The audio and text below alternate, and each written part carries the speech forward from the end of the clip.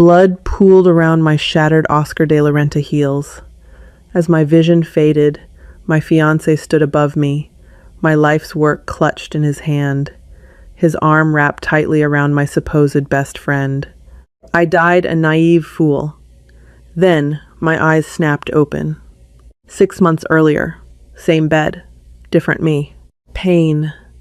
That is the first thing I remember about dying. Not the poetic, white light transition they sell you in movies, but the visceral, bone-crunching agony of a 3-story fall down the grand marble staircase of Le Meurice Hotel in Paris. It was supposed to be my night. The grand finale of the LVMH prize. For 3 agonizing years, I had poured my soul, my savings, and my literal blood into developing a revolutionary sustainable textile, a bioluminescent, biodegradable silk alternative I called Lumina. It was going to change the fashion industry forever. I had sketched the patterns, engineered the chemical compounds in a cramped Brooklyn garage, and sewed every single bead by hand until my fingers bled. Abel, my fiancé of 4 years, had been my rock, or so I thought. He was a charismatic fashion publicist who managed my schedules, my emails, and supposedly my heart. He had proposed to me just 3 weeks before the Paris exhibition, slipping a vintage Tiffany diamond onto my finger while whispering promises of a global empire built on my genius and his strategy. But that night in Paris, as the finalists were being announced, my name wasn't called. Serena Hastings' name was called. Serena, my college roommate from Central St. Martin's, a notorious socialite and trust fund baby whose only real talent was maxing out her father's black Amex on Birkin bags. She stepped onto the stage, bathed in applause, wearing my masterwork. The Lumina gown, the exact dress I had kept locked in my private studio, the one Abel had sworn he shipped securely to the judge's vault. I remember running up the grand staircase to the VIP suites, my lungs burning, the heavy brocade of my own dress dragging me down. I burst into Serena's dressing room, only to find Abel there. He wasn't consoling her. His hands were firmly planted on her waist, his lips against her neck. When I screamed, demanding answers, Abel didn't even have the decency to look ashamed. He just sighed, that condescending, exhausted sigh he always used when I was overreacting. "Grow up, Amelia," he had sneered, straightening his Tom Ford lapels. "You're a brilliant seamstress, but you have no name, no capital. Serena has the Hastings family backing. With her face and your designs, we secured $10 million in venture capital yesterday. We needed this." I lunged for the portfolio of my remaining designs sitting on the vanity. Serena shrieked. Abel grabbed my arm, twisting it with a viciousness I had never felt from him before, and shoved me backward out the door. My heel caught the edge of the top marble stair. I fell. I remember the sickening crack of my spine. I remember lying at the bottom of the stairs, paralyzed, choking on my own blood. Abel walked slowly down the steps, staring at my broken body. He didn't call for help. He just picked up the portfolio that had scattered near my hand, tucked it under his arm, and walked away with Serena. Then, darkness. A crushing, suffocating nothingness. Until the inhale, I sat bolt upright, gasping for air, as if I had been held underwater. My hands flew to my neck, my spine, my head. No blood, no pain. Just the soft, worn cotton of my pajamas and the familiar, damp smell of our Brooklyn loft. The morning sunlight filtered through the cheap blinds, casting harsh stripes across the hardwood floor. I scrambled out of bed, my knees weak, and stumbled to the bathroom mirror. Staring back at me was a face that hadn't yet been hollowed out by months of sleep deprivation. My hair was longer, my skin brighter. I gripped the edges of the sink, my knuckles turning white. I looked down at my left hand. The vintage Tiffany diamond was missing. I dashed back to the bedroom and snatched my phone off the nightstand. The 14th of October, 2025. 6 months. I had been thrown back exactly 6 months before the LVMH prize exhibition, 6 months before Abel would propose to me just to secure my legal binding to his management company. 6 months before he would hand my life's work over to a spoiled heiress. Morning, beautiful. The voice sent a literal shockwave of nausea through my digestive tract. I turned slowly. Abel was leaning against the bedroom door frame, holding 2 mugs of coffee. He wore his favorite gray sweatpants, his hair perfectly tousled, wearing that same easy, boyish smile that had blinded me for 4 years. My heart hammered against my ribs like a trapped bird. Every instinct in my body screamed at me to grab the heavy brass lamp from the nightstand and cave his skull in. I wanted to tear his eyes out. I wanted to watch him bleed on the floor just like I had. But I am not the same Amelia who fell down those stairs. That Amelia was impulsive, emotional, and trusting. The Amelia who woke up today was dead inside, hollowed out by betrayal, and refilled with something cold, sharp, and terrifyingly patient. I forced my facial muscles to relax. I painted on a sleepy, adoring smile. "Morning," I whispered, my voice remarkably steady. I walked over and took the mug from his hand, leaning up to press a gentle kiss to his cheek. He smelled like his expensive cologne and a hint of mint toothpaste. It smelled like treason. "You were tossing and turning all night," Abel said, wrapping his free arm around my waist, pulling me close. "Dreaming about the collection?" "Something like that," I replied, taking a sip of the coffee. It was too sweet. He always made it too sweet because he never actually paid attention to how I liked it. I just never wanted to complain. "I was just thinking about the Lumina project. I think I've finally figured out the direction I want to take." His eyes lit up with that predatory gleam I had always mistaken for supportive enthusiasm. "Really? That's my girl. You focus on the art, let me handle the business. We're going to be rich, Clefa. I promise." I looked up into his lying, beautiful eyes, and for the first time in my life, I felt absolute, crystalline clarity. Yes, Abel, I thought. We are going to put on a show. But this time, I'm writing the script. And your ending is going to be far worse than mine. The first rule of setting a trap for a thief is making sure the bait looks irresistible. By the end of my first week back, my grief had fully metamorphosed into a cold, calculating machine. I didn't break up with Abel. I didn't change the locks. In fact, I played the role of the devoted, slightly overwhelmed genius better than I ever had in my past life. I let him cook dinner. I let him review my schedules. I let him think he was the puppet master. Meanwhile, I began constructing 2 completely separate realities. In my past life, the Lumina collection was a triumph of biochemistry. I had synthesized a protein structure similar to jellyfish, bioluminescence, and bonded it to a sustainable bamboo silk blend. It was flawless, but it was also incredibly unstable during the manufacturing process. It required a highly specific, proprietary chemical wash to set the proteins. Otherwise, any exposure to intense heat or ultraviolet light, like, say, high-voltage runway lighting, would cause the fabric's molecular structure to violently break down. In my previous life, I had meticulously guarded this chemical wash formula, ensuring every yard of fabric was treated before Abel even saw it. This time, I was going to leave the unwashed, highly volatile blueprints right where he could find them. I rented a secondary off-the-books storage unit in Queens under a fake LLC. That became my real sanctuary. There, in the dead of night, while Abel thought I was passed out from exhaustion, I began crafting the true collection. It was even better than before.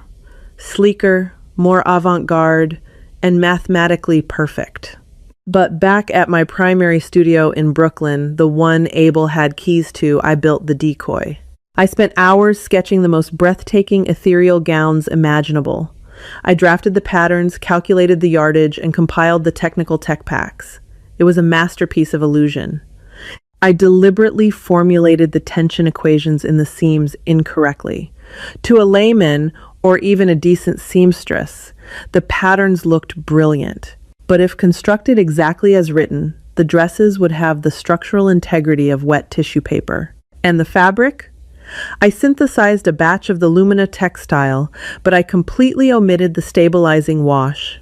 I documented every step of the process in a sleek leather journal, leaving out the final, crucial stabilization step. 2 weeks into my rebirth, the bait was taken. I was at the cutting table in my Brooklyn studio, pretending to furiously erase a sketch, when the studio door chimed. I didn't have to look up to know who it was. The overwhelming scent of Le Labo Santal 33 announced her arrival before her Christian Louboutins clicked on the hardwood. Serena Hastings. "Amelia, darling," Serena cooed, sweeping into the room like she owned it. She was wearing a pristine white Chanel blazer, her blonde hair perfectly blown out. She looked exactly as she had the night she watched me die. My scissors hovered over the fabric, my fingers twitching with the sudden violent urge to plunge the shears directly into her throat. I inhaled sharply, grounding myself. Patience. "Serena," I gasped, dropping the pencil and giving her a warm, fake hug. What a surprise. "I haven't seen you since Alumni Week." "Abel told me I absolutely had to come down here," she said, her eyes already darting around my studio, assessing my work like a vulture scoping out a carcass. "He said you're working on something that's going to completely disrupt the Paris shows. You know I'm always looking for emerging talent to invest in." Invest in. That was her word for steel. It's highly confidential right now," I stammered, playing the anxious, protective artist. I nervously shuffled some papers over my sketchbook. "I'm still working out the technical kinks. It's a bioluminescent fabric. Self-illuminating." Serena's eyes widened, locking onto the exposed edge of a sketch. Genuine greed flashed across her perfectly contoured face. "Self-illuminating? Amelia, that's insane. Show me." "I really shouldn't. Abel said we need to keep it under tight wraps until the patent clears." "Oh, please," Serena scoffed, waving her diamond-clad hand dismissively. "Abel tells me everything. We had drinks just last night. He thinks you're a genius, but he worries you don't have the operational bandwidth to scale this. That's where my family's manufacturing contacts come in." Drinks last night. Abel had told me he was working late at a PR event for a client. The lie slipped off her tongue so easily, confirming everything I already knew. They were already colluding. The affair had already started. "Really?" I widened my eyes, forcing a look of desperate hope. "You think your father's factories could handle the synthesis? The chemical process is so delicate. I have it all documented in my master journal, but I've been so terrified of making a mistake." I casually gestured toward the heavy leather journal sitting unguarded on my desk. I saw her eyes lock onto it like a heat-seeking missile. "Amelia, honey, you need to stop stressing," Serena smiled, her tone dripping with condescending sweetness. She reached out and patted my cheek. "You're an artist. Leave the heavy lifting to the professionals. Abel and I will make sure you're taken care of." "Thank you, Serena," I whispered, looking down at the floor to hide the dark, venomous smile spreading across my lips. "I don't know what I'd do without you and Abel." That night, Abel came home exceptionally cheerful. He poured us glasses of a $200 Barolo paid for with my credit card, no doubt, and massaged my shoulders while I sat at the kitchen island. "Serena called me today," he said casually, pressing his thumbs into my muscles. "She said she dropped by your studio." "She was blown away, Chloe. She thinks the Hastings Group might want to buy the exclusive manufacturing rights." "Buy the rights?" I feigned shock. "But Abel, it's my design. It's my name. And it will be, he soothed, kissing the top of my head. "But think about the logistics. You can't produce this on a massive scale. If we sell the structural patents to Serena, we get a massive payout up front. You get to be the creative director, free of the boring factory stuff. We can buy that house in the Hamptons you wanted." He was smooth. He was so incredibly smooth. In my past life, I had fought him on this for months, fiercely protecting my independence until he eventually realized he couldn't convince me, which was why he resorted to outright theft and murder. This time, I was going to hand him the gun and watch him point it at his own face. I let out a long, theatrical sigh, leaning back against his chest. "I don't know, Abel. The technical specs are so complex. If they mess up the weave, the fabric, it won't hold." Serena uses the best factories in Milan, Amelia. They won't mess it up. Just let me look at the tech packs. Let me take the journal and run some numbers with Serena's operations guy, just to see if it's viable. I stayed silent for a long moment, letting the tension build in the room. I could feel his heart beating faster against my back. He was desperate for it. Okay, I finally whispered, sounding defeated. The journal is on my desk. The USB with the pattern algorithms is in the top drawer. Just be careful with it. Abel, it's my whole life. I swear on my life, Amelia, Abel murmured, turning me around and kissing me deeply. I will protect this with everything I have. Oh, I know you will, Abel, I thought, staring into his deceitful, loving eyes. You're going to build your entire future on it, right up until the moment it disintegrates on the runway. The trap was officially set. Now, I just had to wait for them to steal it. 2 days later, my studio was ransacked. I received a frantic, breathless phone call from Abel while I was supposedly shopping for fabrics in Manhattan. He told me to come straight to the Brooklyn loft. When I arrived, I found the heavy oak door splintered off its hinges. Inside, it was a masterpiece of manufactured chaos. Mannequins were tipped over, bolts of cheap muslin were unspooled across the floor, and my desk drawers were violently yanked out. Abel was sitting on the edge of the cutting table, his face buried in his hands. He looked up at me, his eyes perfectly red-rimmed. Give the man an Oscar. Amelia, I am so sorry, he choked out, standing up and reaching for me. I let him pull me into his chest, burying my face in his shoulder to hide my absolute lack of tears. I forced my body to tremble. What happened? Abel, what did they take? It was a break-in. A targeted hit, he whispered, stroking my hair. They took the hard drives, your laptop, and... God, Amelia, I'm so sorry. They took the leather journal, the Lumina formulas. I let out a raw, guttural sob that I had been practicing in the mirror for 2 days.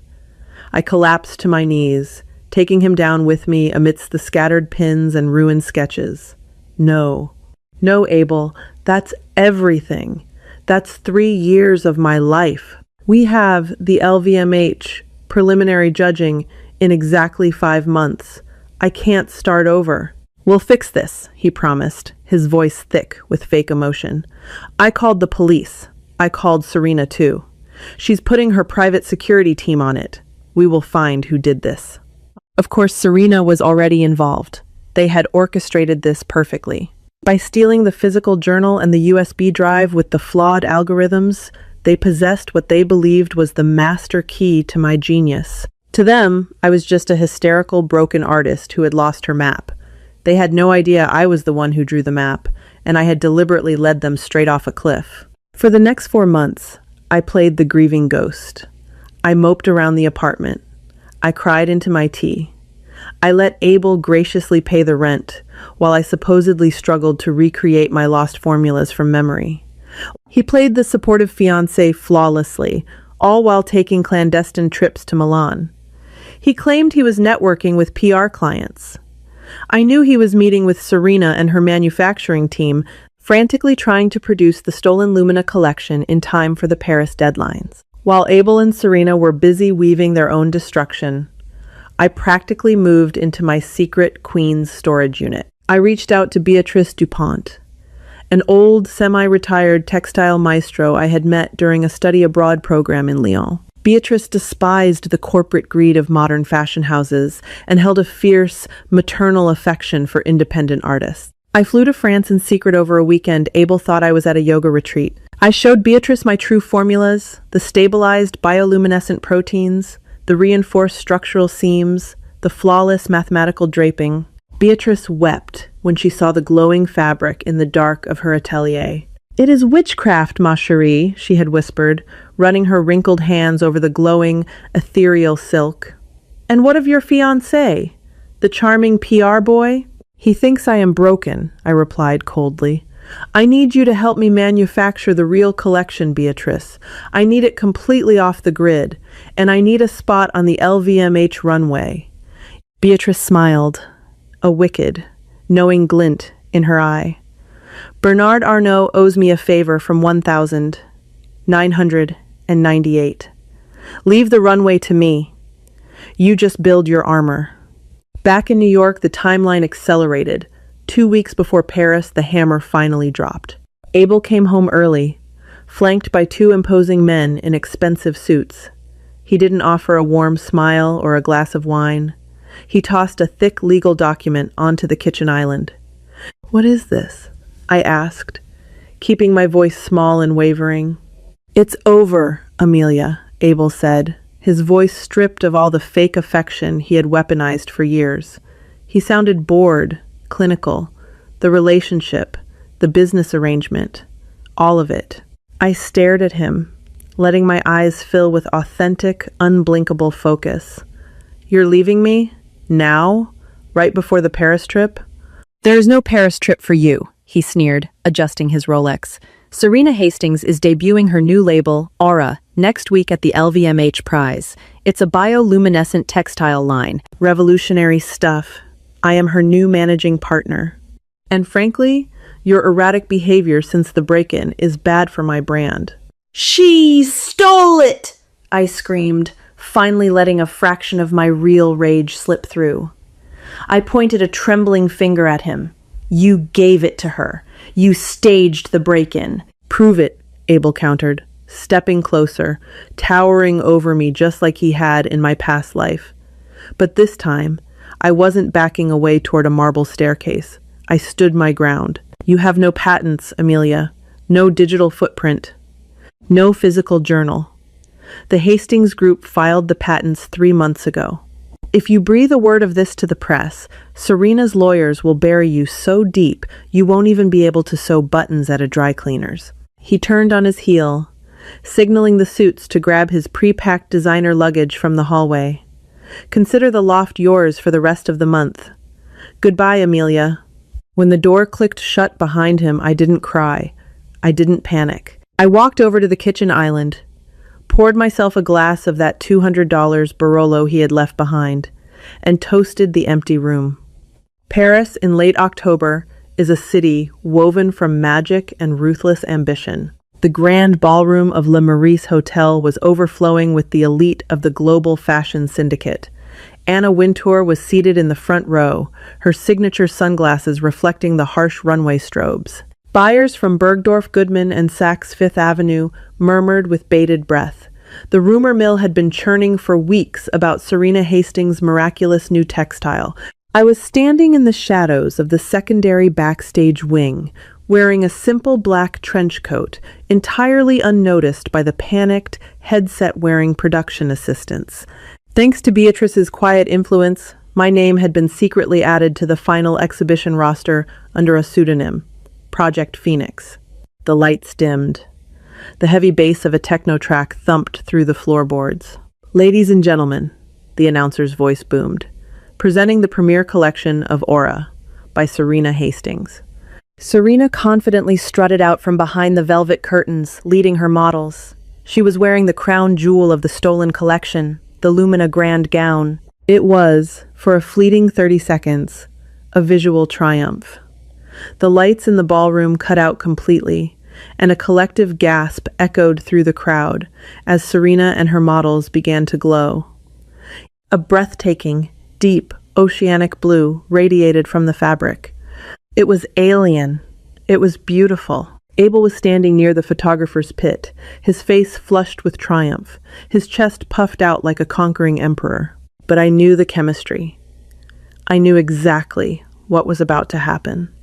The runway technicians, acting on the standard cues for a finale, suddenly blasted the models with high-voltage, ultraviolet spotlights to enhance the photographic contrast. 3, 2, 1. The unstabilized proteins in Serena's gown reacted instantly to the intense UV radiation and the heat of the bulbs. The chemical breakdown wasn't gradual. It was violently exponential. First, the deep blue glow flickered, turning a sickly, radioactive yellow. Serena paused at the end of the runway, striking a pose for Vogue, completely unaware that the structural seams of her dress, the ones I had mathematically sabotaged, were actively dissolving. A loud, sickening RIP echoed over the music. The left shoulder of Serena's gown simply gave way, the fabric turning into a brittle, powdery sludge. Serena shrieked, grabbing her chest as the bodice began to literally melt away from her body. Panic erupted. Down the runway, the other models began screaming as their garments rapidly disintegrated. The highly volatile bamboo silk blend, lacking my stabilizing wash, began shrinking and tearing under the intense heat. It looked like the clothes were returning to dust right before the eyes of the fashion elite. "Turn off the lights! Turn them off!" Abel was screaming at the tech booth, scrambling onto the runway with his suit jacket off, trying to cover a frantically sobbing Serena, who was now standing in front of Anna Wintour in nothing but melting, sticky yellow rags, and her La Perla undergarments. The flashing cameras of the paparazzi went into overdrive. This wasn't a fashion show anymore. It was a historic, career-ending catastrophe. "What is happening?" a buyer from Neiman Marcus shouted, backing away from the runway as a model frantically tried to peel the dissolving fabric off her arms. "It's a complete structural failure." A calm, authoritative voice echoed through the chaotic ballroom. The massive digital screens above the runway suddenly flickered to life. The Aura logo vanished. In its place, giant high-definition videos began to play. It was security footage. Crystal clear footage from my Brooklyn studio, secretly recorded by hidden cameras I had installed weeks before the break-in. The entire ballroom fell dead silent. The only sound was the audio from the video. "Just let me look at the tech packs. Let me take the journal and run some numbers with Serena's operations guy." Abel's voice echoed through Le Maurice. The video cut to Serena in my studio. "Oh, please. Abel tells me everything. You're an artist. Leave the heavy lifting to the professionals." Abel, standing on the runway clutching a half-naked Serena, turned ghost white. He looked like he was going to vomit. As you can see, I spoke into a wireless microphone, stepping out from the shadows of the backstage curtain. The spotlights immediately swiveled to me. I dropped my black trench coat to the floor. I was wearing the true Lumina masterpiece. It didn't just glow, it pulsed with a steady, unbreakable, starlight silver luminescence. The cut was impossibly sharp, the drape defying gravity. Under the blazing UV lights, it didn't melt. It only grew brighter, illuminating the entire room with my undeniable victory. Serena Hastings and Abel Carter did not invent this textile, I announced to the captivated, horrifyingly silent audience. I walked slowly down the runway, my heels clicking sharply against the floor. I stepped right over a pile of Serena's melted fabric. They stole a preliminary, unstable prototype. They stole my flawed decoy. My name is Amelia Bennett, and this is the real Lumina. I stopped right in front of Abel and Serena. Serena was weeping uncontrollably, her makeup smeared across her face, humiliated in front of everyone she had ever tried to impress. Abel stared up at me, his eyes wide with absolute terror and realization. He finally understood.